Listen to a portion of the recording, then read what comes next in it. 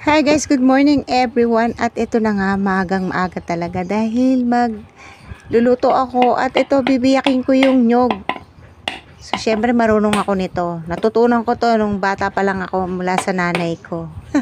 Kung paano magbiyak ng nyog.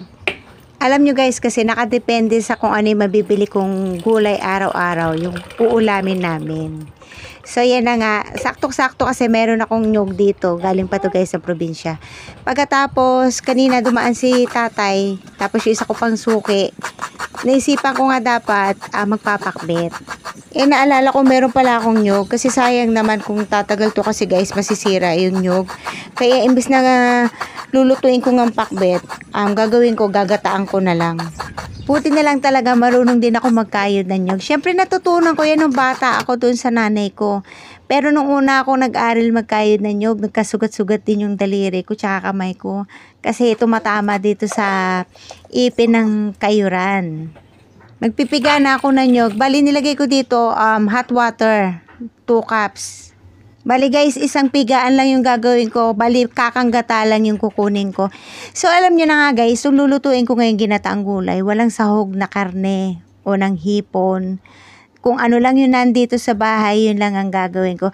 Alam nyo guys, kahit minsan walang sahog yung iluluto mong ulam, depende na yan kung paano mo lulutuin at kung paano mo pasasarapin. Sa panahon to talaga kailangan dapat marunong kang dumiskarte. Marunong kang gumawa ng paraan. Kasi nga ang mahal-mahal na ng bilihin, di ba, no? So, minsan kailangan yung budget mo matuto kang pagkasyahin.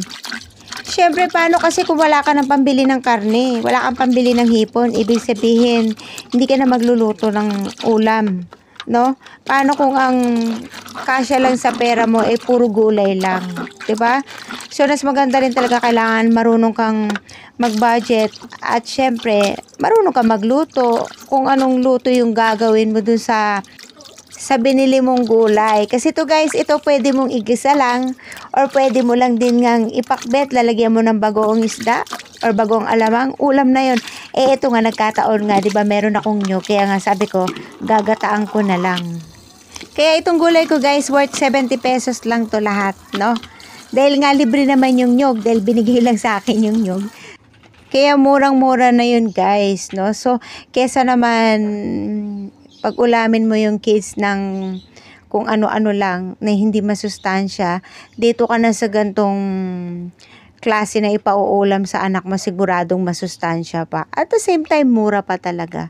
Ang kailangan mo lang talaga guys, madiskarte ka kung paano mag-budget. Kaya naman talaga nagpapasalamat ako sa parents ko guys, kasi yung pagpapalaki sa amin noon, sa aming magkakapatid, nasmulat kami sa pagkain ng healthy food sa gulay, no? Kumakain kami ng karne pero hindi ganun kagrabe, kagrabe tawag dun, sobra. Yung sakto lang. Kasi mostly talaga, puro gulay yung inihahain nung mamang ko sa amin. Kaya yun yung nakamulatan ko. Kaya syempre nung nagkaroon din ako ng sarili kong pamilya, yun din yung iminulat ko sa kids na gulay talaga nas importante kumain ng gulay kaysa kumain ng kung ano-ano. At habang naghihimay ako ng gulay guys, magte-thank you po muna ako sa inyong lahat, no? Maraming salamat po talaga sa support na binibigay nyo sa akin. Hindi ko talaga minsan may isip guys na aabot ako sa ganito na marami nang nakaka-appreciate ng mga sinishare kong video. Talagang very grateful po talaga ako sa inyong lahat. Maraming salamat po talaga sa inyong lahat. Magsisimula na ako mag-isa. Nagpainit lang ako ng mantika. At syempre ito na nga guys, nilagay ko na tong onion nung mainit na yung mantika, no?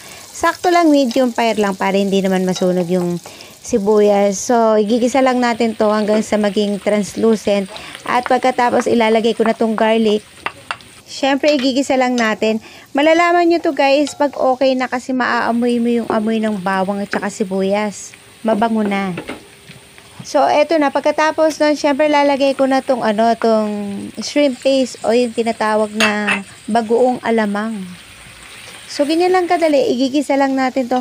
Ang maganda dito guys, kailangan gisang-gisa yung lutong-luto yung alamang.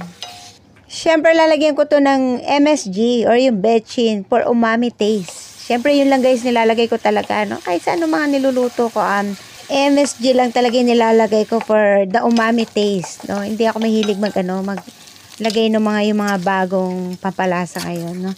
So anyway, ito na binawasan ko ng konti yung alamang. Kasi nga mamaya baka sobrang alat naman. And then nilagay ko yung yung ginger.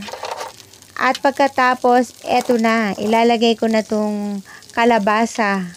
So ang gagawin ko dito, igigisa ko lang maigi sa alamang tong kalabasa para yung lasa kumapit dito sa kalabasa. At pagkatapos isusunod ko na rin tong talong.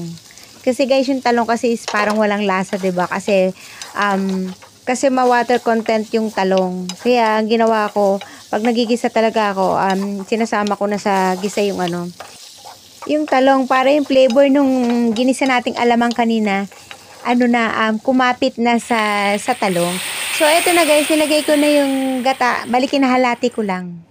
Tatakpan ko lang, pakukuluan ko lang to para maluto na yung kalabasa. Tsaka yung talong.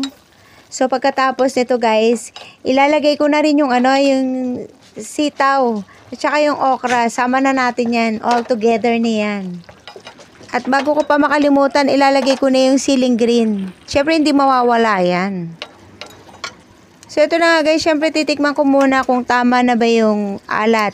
Medyo natabangan pa nga ako. So, doon ko nilagyan ulit ng alamang. Kaya ganun yung mas maganda guys. Mas mainam na mas matabang. Kasi pwede mong dagdagan. Kesa pag maalat. Kasi pag maalat, lalagyan mo ng tubig. Ang dami mong titignan mo na naman yung lasa, kung okay na ba. So, mas maganda pa rin yung dadagdagan na lang. So, anyway, nilagay ko na yung last part ng kakanggata. So, gagawin ko dito, pakukuluan ko na lang ng mga ilang minuto para maluto yung kakanggata. Hindi ko na to guys tatakpan kasi nga para hindi mamuo yung gata. At saka hindi ko to patutuyuan.